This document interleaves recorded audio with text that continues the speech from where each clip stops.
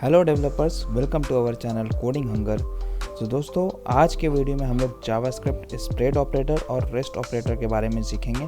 तो चलिए without any delay start करते हैं। उससे पहले अगर आप लोग नए हैं मेरे चैनल पे तो मेरे चैनल को सब्सक्राइब कर दें, मेरे वीडियोस को लाइक कर दें और अपने दोस्तों में भी शेयर करें।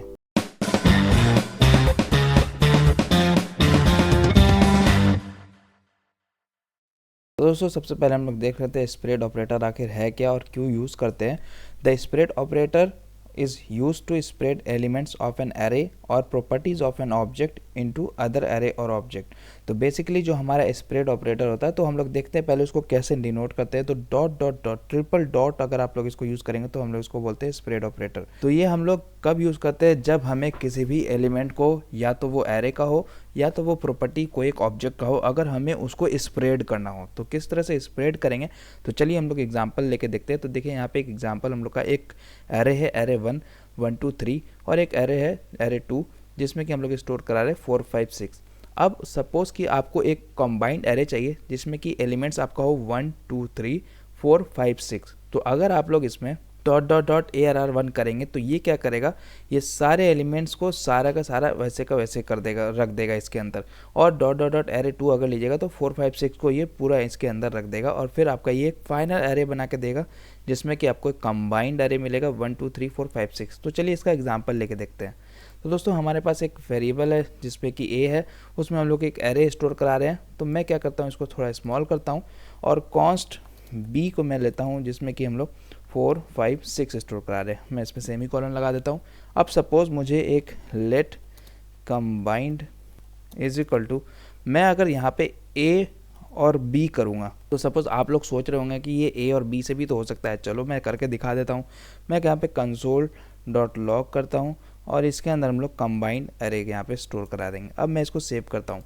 तो अब अगर मैं आपको कंसोल पे ले जाके दिखाऊँ तो देखो ये मुझे एक 2D एरे दे दिया है जिसमें कि हमारा 0th इंडेक्स पे एक एरे है जो हमारा 1 2 3 एलिमेंट लेके रखा है, और फर्स्ट इंडेक्स में हमारा 4 5 6 एक एरे है जिसमें कि हमारा ये एरे स्टोर कर दिया। तो मतलब क्या, ये हमारा कंबाइन नहीं किया, ये क्या कर दिया, ये एरे के अंदर एरे को ही डाल दिया। तो हमारा जिसकी वजह से 2 एलिमेंट्स हो गए। अब अगर मैं सपोज यहाँ पे इस पर स्प्रेड ऑपरेटर लगाऊँ डॉट डॉट डॉट, अब अगर मैं यहाँ पे सेव करूँ तो अब आप देखिएगा ए का जो हमारा एरे था तो वो क्या कर दिया, मैं यहाँ पे चलूँ तो ये हमारा स्प्रेड कर दिया।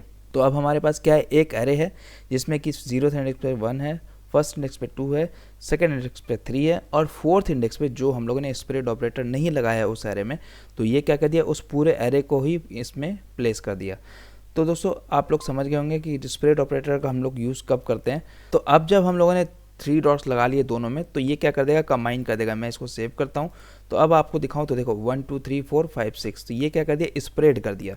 तो इसको हम लोग दोस्तों इस लॉजिक के लिए यूज़ करते हैं जब हमें पार्टिकुलर कोई भी एक एरे है उसके अंदर हमको कुछ कंबाइन करना है, तो हम लोग किस तरह से करेंगे वो हम लोग सीखेंगे। इसमें मल्टीपल हम लोग ऑपरेशंस करेंगे, ठीक है। तो अभी हम लोग देख लेते हैं दोस्तों इसका एग्जांपल। तो पहला है, हम लोग इसको कब यूज़ करेंगे, जब हमें कॉपिंग एन एरे, जब हम लोग किसी भी पार्टिकुलर एरे को कॉपी करना हो। सपोज चलो मैं आपको एग्जांपल लेके दिखाता हूँ। हमारे पास एक वेरिएबल है ए जिसमें कि हम लोग एक स्टोर कराए हुए एरे। अब मैं चाहता हूँ कि एक कॉन्स्ट बी हो, उसमें हम लोग ए को असाइन कर दें, ठीक है। मैं क्या किया हूँ, मैं बी एक वेरिएबल बनाया जिसका कि ए का वैल्यू असाइन कर दिया। अब अगर मैं यहाँ पे कंसोल डॉट लॉग बी करूँ, ठीक है, और सेव करूँ तो आप लोग देखोगे बी का वैल्यू 1 2 3 हो जाएगा, बी का वैल्यू 1 2 3, ओके। अब अगर इसमें ये दिक्कत है, अगर मैं बी डॉट पुश, मतलब मैं चाहता हूँ कि बी जो हम लोग एरे है उसमें अगर पुश कर देते 4, ठीक है, बी के एरे में पुश कर देते 4, तो अब मैं इसको सेव करता हूँ। मैं सेव कर दिया तो देखो बी में हमारा क्या हो गया, 1 2 3 4। अब अगर बी को ना करके हम लोग अगर ए को कंसोल कराएं तो याद रखो आप कि मैंने बी के एरे में पुश कराया है, बी के एरे में पुश कराया है 4, ना कि ए के। तो अगर मैं अब ए को कंसोल कराऊं तो आप लोग देखो ए में भी 1 2 3 4 है। तो इसका मतलब क्या, तो ये क्या होता है दोस्तों इसमें कि जो हमारा रेफरेंस होता है ना वो सेम हम लोग का एक ही मेमोरी लोकेशन पे होता है, ठीक है। जिसकी वजह से जिसमें भी हम लोग एरे को या नहीं तो अपडेट करेंगे, या नहीं तो डिलीट करेंगे, या नहीं तो ऐड करेंगे, तो वो उसके ओरिजिनल वेरिएबल्स पे भी असर पड़ेगा। अगर हम लोग को अगर चाहिए कि मैं कॉन्स्ट भी एक वेरिएबल अलग से बना लूँ जिसमें कि स्टोर करा लूँ, लेकिन हाँ जो मैं बी में चेंजेस करूँ वो ए में चेंजेस ना हो, तब हम लोग उस टाइम यूज़ करेंगे स्प्रेड ऑपरेटर का। अगर हम लोग यहाँ चलें तो क्योंकि ए हमारा एक एरे है तो हम लोग यहाँ चलेंगे एरे में डॉट डॉट डॉट ए करेंगे और फिर इसको सेव करेंगे। तो अब आप देखो मैं कंसोल बी करता हूँ, सेव करता हूँ, ठीक है। अब मैं यहाँ पे अगर आपको दिखाऊँ तो 1 2 3 है बी का वैल्यू। अब हम लोग यहाँ पे चले और बी डॉट पुश कर देता हूँ, बी डॉट पुश 4 कर दो भाई बी के एरे में, मैं सेव कर देता हूँ। तो बी को मैं कंसोल करा रहा हूँ तो 1 2 3 4। अब अगर मैं ए को कंसोल कराऊंगा, यहाँ पे देखो मैं यहाँ पे ए को कंसोल कराऊंगा, सेव करूँगा, तो यहाँ पे अब आप देखिएगा कि हमारा ए में 1 2 3 ही है। तो ये क्या कर दिया हमारा कि अलग से मेमोरी लोकेशन पे इसका रेफरेंस बनाया और एक वेरिएबल एलोकेट किया, तो हमारा अलग अलग इसको हैंडल कर रहे हैं। तो इस तरह से दोस्तों हम लोग कॉपिंग एंड एरे का भी कंसेप्ट लगा के स्प्रेड ऑपरेटर का हम लोग यूज़ करते हैं। तो आप लोग देख सकते हैं the spread operator helps create a copy instead of referencing the original array. चलो और कुछ मैं आप लोग को दिखा देना चाहता हूँ। यहाँ पे हमारे पास एक एरे है, ठीक है। अब मैं चाहता हूँ कि एक कॉन्स्ट बी एक ले लूँ, उसके बाद फिर मैं यहाँ पे जाऊँ और डॉट डॉट डॉट ए ले लेता हूँ। तो अब ये क्या कर देगा 1 2 3 को इसके अंदर डाल देगा। अब मैं यहाँ पे अगर इसको 5 करूँगा, ठीक है, 5 कर दूँ और यहाँ पे कंसोल डॉट लॉग और बी का वैल्यू सेव कराऊँ और मैं सेव करता हूँ इसको। अब आप देखोगे 1 2 3 5, ठीक है। तो इस तरह से अगर आपको 5 पहले ऐड करना है तो आप लोग को 5 यहाँ पे डाल दो और फिर उसके बाद डॉट डॉट डॉट ए डालो, सेव करो, तो अब आपका यहाँ पे 5 पहले आएगा 1 2 3। तो इस तरह का कंसेप्ट होता है हमारा एरे में। जो स्प्रेड ऑपरेटर होता है वो हम लोग का इस तरह से हम लोग स्प्रेड करते हैं एरे के एलिमेंट्स को। तो अब हम लोग दोस्तों इसका देख लेते हैं ऑब्जेक्ट के साथ हम लोग इसका क्या खेल है। तो आप लोग देख सकते हैं ऑब्जेक्ट हमारा एक वेरिएबल है object1 obj1, उसमें हमारा एक की है a और दूसरा की है b। a is equal to 1 हम लोग स्टोर कराए हुए, b का वैल्यू हम लोग 2 स्टोर कराए हुए।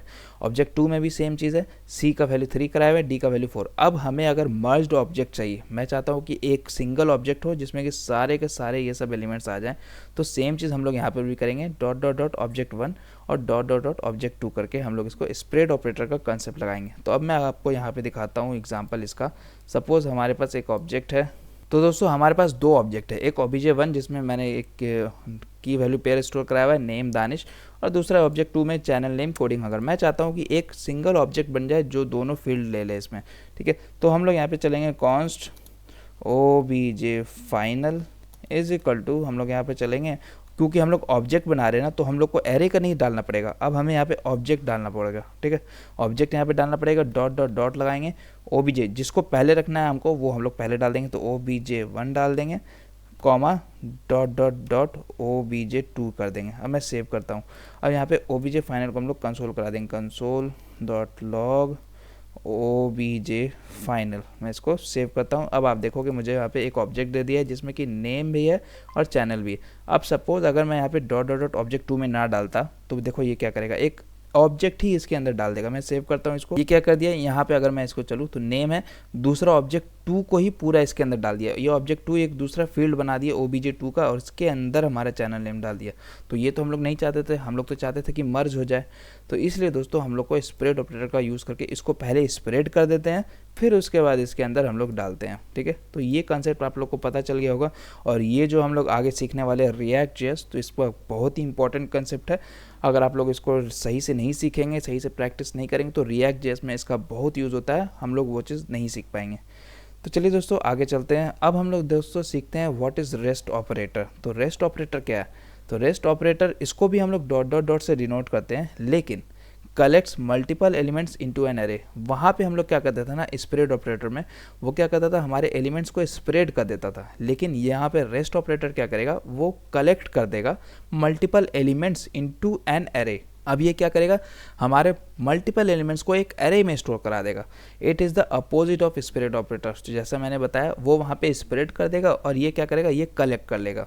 तो रेस्ट ऑपरेटर इन फंक्शन पैरामीटर्स, तो हम लोग का इसका मल्टीपल वेरिएशंस है वो देख लेते हैं। Rest operator in function parameters, it gathers all remaining argument into an array. तो ये क्या करता है, जितना भी रिमेनिंग आर्गूमेंट है उन सबको एरे में एक्सेप्ट कर लेगा। तो चलिए हमने इसका रियल लाइफ एग्जांपल देखते हैं। सपोज मैं एक फंक्शन बना लेता हूँ कॉन्स्ट, यानी तो फंक्शन से ही बना लेता हूँ funct1, ठीक है। और यहाँ पे पैरामीटर्स हम लोग लेंगे और यहाँ पे हम लोग इसके अंदर कुछ लिखते हैं, कंसोल डॉट लॉग हम लोग अभी कुछ कराते हैं, ठीक है। मैं यहाँ पे चलता हूँ ए लेता हूँ, हमें यहाँ पे कुछ पैरामीटर्स भेजने हैं, तो मैं कंसोल डॉट लॉग ए कराऊंगा, सेव करता हूँ। अब मैं यहाँ पे चलता हूँ, इस फंक्शन 1 को मैं कॉल करता हूँ, और इस ए के जगह पे मैं क्या भेजूँगा, ए के जगह पे मैं भेजता हूँ 2, मैं सेव करता हूँ।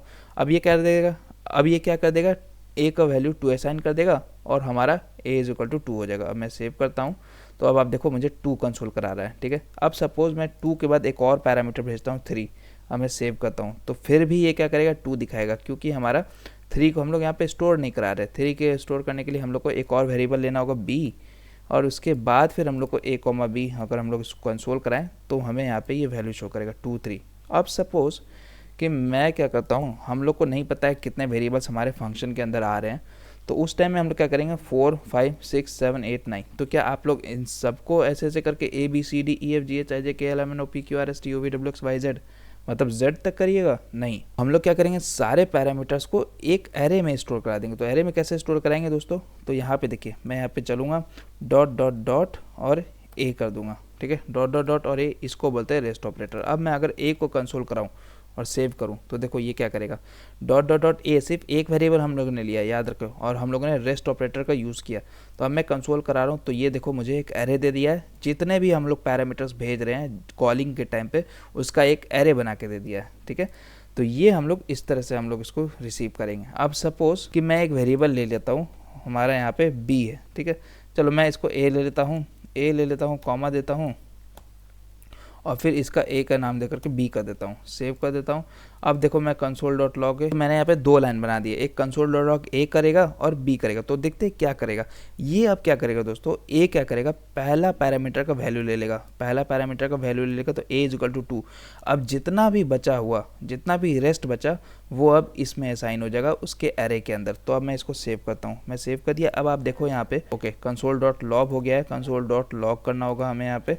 मैं अब सेव करता हूँ तो अब आप देखोगे हमें यहाँ पे क्या दिखेगा, ए का वैल्यू 2 है और जितना रेस्ट बचा उनका एक एरे बना के दे दिया। अब सपोज़ मैं एक और सी कर देता हूँ यहाँ पे, ठीक है, मैं यहाँ पे सी कर देता हूँ, कॉमा कर देता हूँ, सेव कर देता हूँ, और यहाँ पे बी के बाद मैं या तो ए के बाद मैं सी को प्रिंट कराता हूँ और मैं सेव करता हूँ। तो देखो सी क्या करेगा, हमारा सेकेंड पैरामीटर को उठा लेगा 3, ठीक है। ए क्या करेगा, वैल्यू को 2 कर देगा, ए के वैल्यू को। अब जो बी है हमारा, जो यहाँ पे रेस्ट ऑपरेटर है, तो वो क्या करेगा, हमारा पूरा उठा लेगा 4 से लेकर के 9 तक। मैं इसको सेव करता हूँ, अब आपको दिखाऊँ कंसोल पे। तो देखो 2, 3, 4, 5, 6, 7, 8, 9। तो जो हमारा बी का वैल्यू था यहाँ पे 4, 5, 6, 7, 8, 9 एक एरे स्टोर करा दिया। अब सपोज आपके मन में क्वेश्चन होगा, अब मैं यहाँ पे चलूँ और इसके बाद कॉमा दूँ और यहाँ पे सी करूँ तो आपको यहाँ पे एरर देगा। तो इसका मतलब ये देखिए यहाँ पे एरर क्या दे रहा है, rest parameter must be the last in parameter list. तो ये क्या करेगा, हमेशा हमें लास्ट भेजना है, क्योंकि हम लोग इसमें जितना बचा हुआ पैरामीटर्स है उन्हीं को स्टोर करा रहे हैं ना, तो हम लोग क्यों बाद में इसको भेजेंगे,